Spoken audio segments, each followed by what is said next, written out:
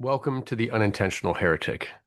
The name is intentionally provocative because throughout Christian history, some of the most important movements of growth and renewal were first dismissed as dangerous, suspect, or even heretical. And theology is rarely as fixed and as tidy as we imagine. What one generation condemns, another may come to see as faithful, necessary, and deeply reflective of the gospel. History reminds us that orthodoxy is often simply the perspective that won the argument, not necessarily the one that was more loving, more just, or even more true. Again and again, the church has resisted ideas that later became embraced as faithful, necessary, and deeply reflective of the gospel. There was a time when ordaining women was considered heresy. There was a time when opposing slavery was considered heresy. There was a time when questioning the divine right of kings was considered heresy. History has a way of humbling our certainty, and this podcast lives in that tension. It's a space for people who are exploring the edges of faith, a space where certainty starts to loosen a bit, where inherited beliefs can be examined honestly, where deeper truth sometimes emerges precisely where we're told not to look. And I think my own life has been a long journey into that tension. My name is Greg Farrand. I'm an Episcopal priest now, but if you told my younger self that one day I'd be hosting conversation about spiritual evolution, contemplation, theological expansion, and the limits of certainty, I honestly would have thought you were talking about somebody else, because my story has not been a straight line. I grew up mostly overseas in Japan and Taiwan. My parents worked for the National Security Agency, and we were often stationed overseas. So my childhood was filled with temples, crowded cities, multiple languages, scooters flying through intersections, and constantly navigating between cultures. Then just before sixth grade, we moved back to the United States. Only America didn't really feel like home. I was American technically, but I didn't understand the unspoken rules of American culture. I always felt slightly outside the circle, like everybody else instinctively knew how to belong, and I was trying to decode the system from the outside. I now know there's a term for that, third culture kid, but back then it just felt lonely. And honestly, a lot of my teenage years became an attempt to numb that internal disorientation, drugs, alcohol, escaping, trying to quiet that feeling that I didn't fully fit in anywhere. But when I was 17, something happened that changed the trajectory of my life. I had what I can only describe as a spiritual awakening. And I know that phrase can mean different things to different people, but for me, it felt like suddenly becoming aware that beneath all the chaos and fragmentation of life, there was something deeper, something sacred, something infinite, something we call God. And from that point forward, my life became consumed with exploring this mystery and inviting others into that dance. But there was still a problem. Internally, I still felt chaotic and disoriented. And when your inner world feels out of control, certainty becomes incredibly attractive.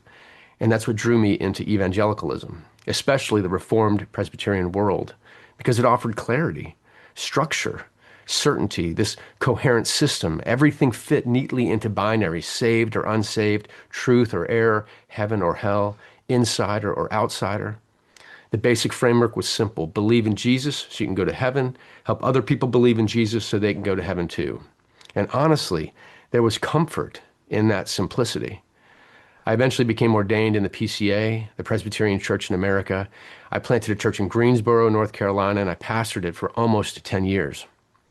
And there were really beautiful things in that season, real people, real faith, deep relationships. And I never want to flatten that into caricature, but slowly cracks started forming. Not because I wanted them to, but because reality kept interrupting the system. In the PCA, women couldn't be ordained. They couldn't even serve on a session, which is the governing leadership of the church. And LGBTQ people were viewed as inherently outside God's design, even sinful. But those positions stopped making sense to me because of actual human beings I knew and loved. I knew brilliant women who were wiser, more gifted, more compassionate, and more spiritually mature than many men in leadership. And I knew gay people who radiated kindness, humility, depth, and Christ-like love in ways that honestly surpassed many Christians that I knew. And I found myself asking, what do you do when your theology stops matching reality? Do you dismiss reality to protect the system? Or do you allow reality to challenge the system? And that question changed everything. Because underneath all of it was a deeper question. How do we know what we know? That's the question of epistemology. And during that season, I realized something unsettling. I had outsourced my worldview. I had handed over my understanding of truth, morality, scripture, and even my own inner life to a theological system and the authorities who upheld it. So once I started questioning that system, I had to begin asking, how do any of us determine what is true?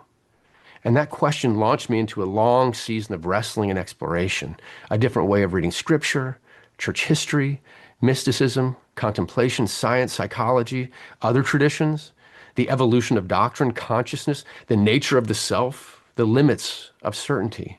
And maybe most importantly, learning to trust that God might actually be encountered not only through external authority, but also within the deepest movements of the human heart. And that was difficult for me because I'd spent years being told that the heart was deceptive and dangerous and fundamentally untrustworthy. Now, obviously, the ego can deceive us, of course, but I think the deepest movements towards love, compassion, beauty, mercy, connection, and truth are often where God is speaking most clearly. My wife jokingly calls me an ever-expander because apparently I'm always searching, questioning, exploring, and expanding my worldview. And honestly, she's right. At 54 years old, my views are still evolving, still expanding, still being challenged, still being refined. And strangely enough, I no longer see that as a weakness. I think that faith that never evolves eventually becomes brittle because life evolves, human understanding evolves, consciousness evolves. Even scripture itself reflects evolving human understanding of God over time. So this podcast is for the ever expanders, for people who question, who wrestle, who explore, who have outgrown simplistic answers but still ache for the sacred. This is not a podcast about abandoning faith. It's about refusing to settle for a version of faith that cannot survive honest inquiry. It's about trusting that God is not threatened by our questions, and that sometimes the path to deeper faith runs directly through the things we were told never to question. We're going to talk theology, spirituality, science, scripture, consciousness, deconstruction, contemplation, culture, doubt, mystery, other faith traditions, all of it. But underneath everything is one central conviction, that reality is more sacred, more interconnected, and more filled with God than we often realize. And that the spiritual journey is not about becoming more certain. It's about becoming more awake. Because if history teaches us anything, it's this. Sometimes heresy is just tomorrow's orthodoxy. Welcome to the Unintentional Heretic.